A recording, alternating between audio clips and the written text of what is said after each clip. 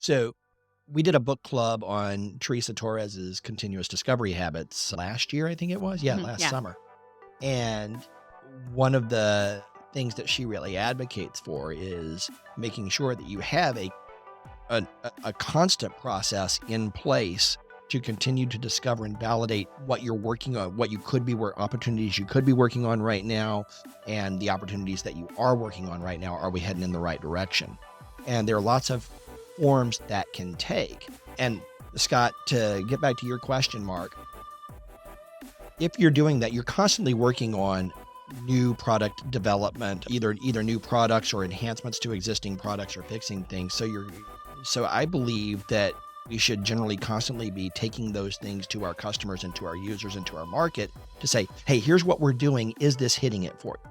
And when you start to see this is when you start to hear this was important to me a little while back, it's not important to me anymore, there's a signal for you. And it's because you're doing that in the context of validating work that you're currently doing, that you've already committed to doing.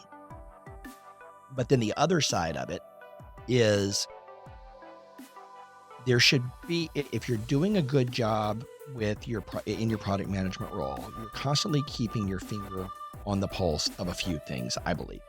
One is my business strategy in the first place. Has that evolved? Am I hearing new things from our senior leadership in terms of the direction that we should be going, the markets that we should be addressing? That's one of them.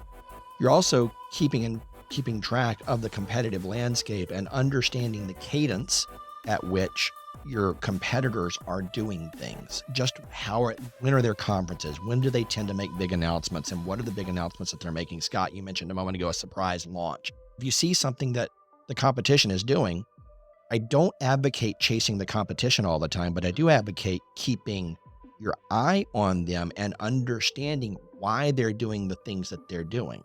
So that is still absolutely one of your signals. And then the third thing that you're keeping track of is the technology landscape. And I'm speaking mostly to technology product management. This applies in some other areas as well. But in the technology space, you're keeping track of the technology landscape, what's shifting, what's growing. Blockchain made a lot of big waves a little while back. Gen AI is making a lot of big waves right now, especially. And so understanding when major suppliers and vendors in these emerging spaces are having releases, how they're working, the problems that they're solving, can give you those signals that there are shifts coming, not only to possibly how your market is perceiving the world, but also into the tools that you have at your disposal to solve the problems that you're trying to solve.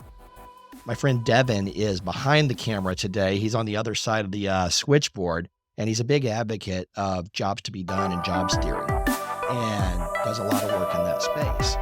The jobs rarely change. When you understand the jobs, they rarely change.